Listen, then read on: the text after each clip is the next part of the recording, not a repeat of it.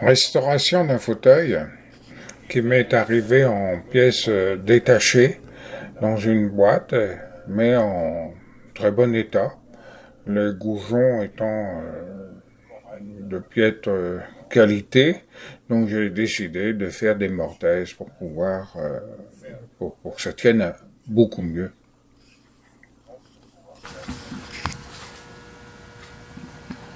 Voilà, toutes mes mortaises sont faites. Je refais les mortaises parce que ce type de chaise très lourde avec des goujons, c'est toujours à réparer. Voilà, donc toutes les mortaises sont faites partout.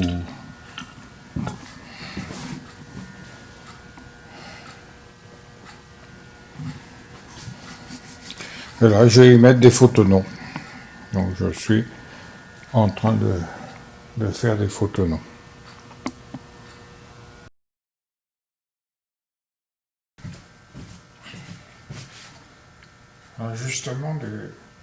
L'ajustement des tonneaux, ici, parce que je les ai fait au plus large.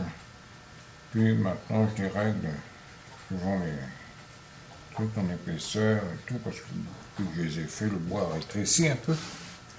Le bois a maigri, un peu plus d'humidité, je ne sais pas. Donc là, je vois, il faut que je refasse un peu l'arrondi, là, je l'ai diminué en largeur. Après avoir collé tous mes tenons, voilà.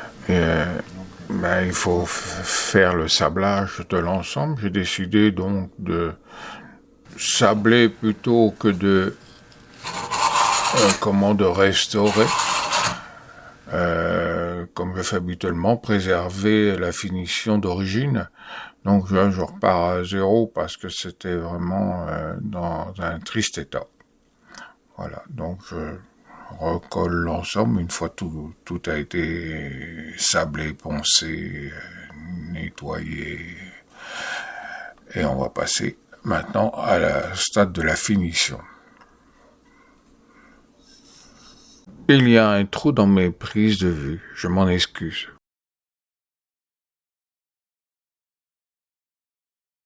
Un pot d'engrenage.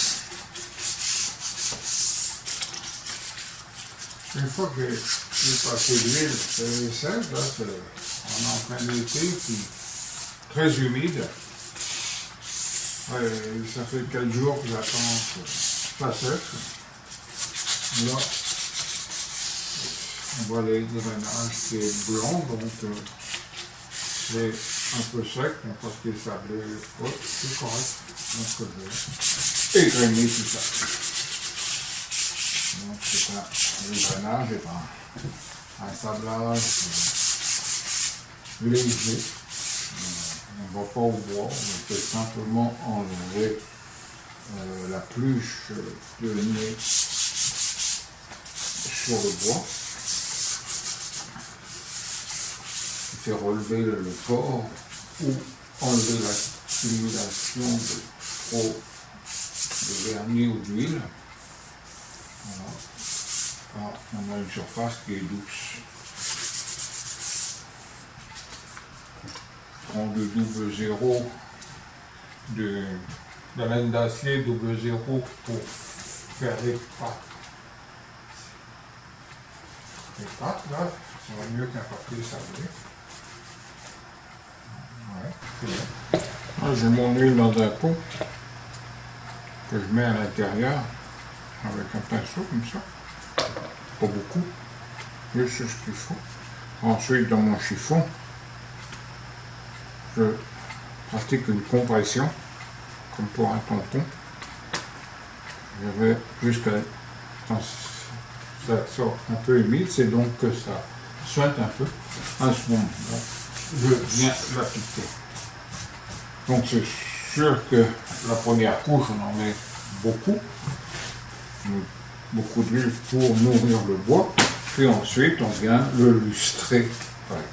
Je vais finir de le lustrer avec de la cire. Ouais.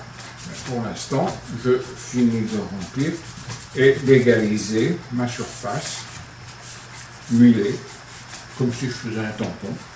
Voilà. et j'obtiens absolument la brillance et le surplus se trouve étalé. À ce moment-là, ça devient très doux. La surface devient très douce.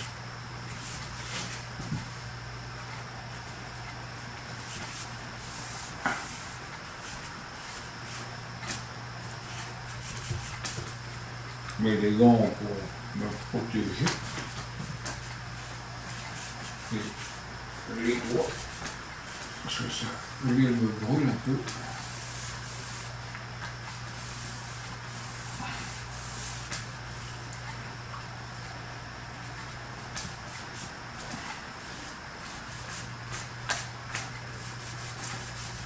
C'est une huile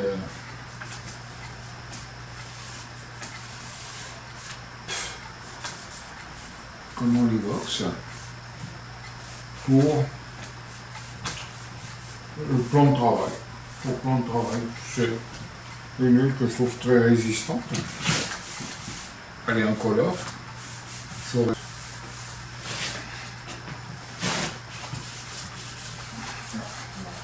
Un peu sec, je vais en mettre un peu d'huile dans la surface, à l'intérieur.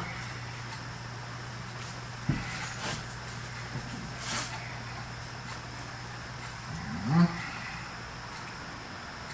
Je vais mettre au milieu.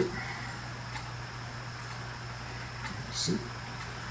Je pourrais le verser, mais j'ai tellement peur que ça s'échappe de trop. Voilà. Voilà. Alors ça me donne un tampon humecté bien comme il faut. Je le replie. Ouais.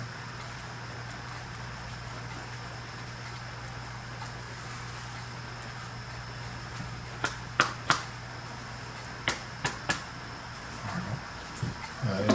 La surface est sèche. Et quand ça commence à sortir, on voit un peu. À ce moment-là, ça me suffit.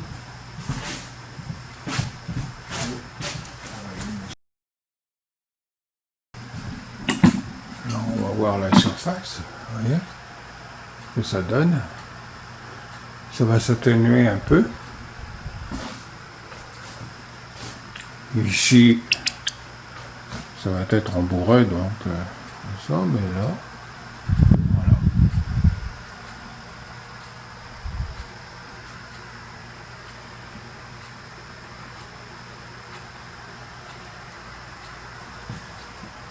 Elle est prête pour partir au rembourrage. Le travail a été fait depuis et elle est très correcte et très belle.